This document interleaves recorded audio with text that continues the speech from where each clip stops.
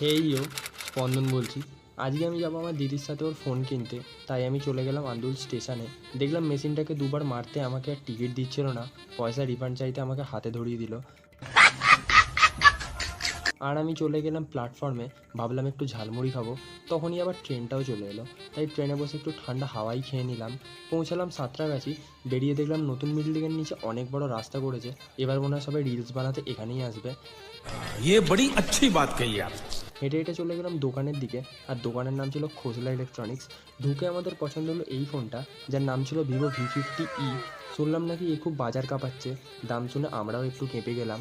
যেহেতু এটা পছন্দ হয়েছিল তাই এটাই কনফার্ম করলাম, আর ফর্ম্যালিটিসগুলো পুরো করলাম। সব কমপ্লিট হয়ে গেল। ও একজন ফোনের বুকে ছুরি মারলো, আর দিদি তাড়াতাড়ি ফোনটা বার করে নিল। ও আমরা নতুন ফোন নিয়ে বেরিয়ে গেলাম। ও আমাদের গিফটটা দিয়েছিল একটা টিফিন বক্স। ফোনের দোকান নাকি দিদি নাম্বার 1, সেটা বোঝা মুশকিল। আবার ব্যাক করলাম আমরা আন্দুলে। ওকে ট্রিট চাইলাম, দেখলাম দুটো 10 টাকার কেক কিনে দিল। আমি ওর ফোনটা ঝেড়ে নেওয়ার প্ল্যান করি। তোমরাও লুমি ব্লগসের জন্য চ্যানেলটি সাবস্ক্রাইব করো।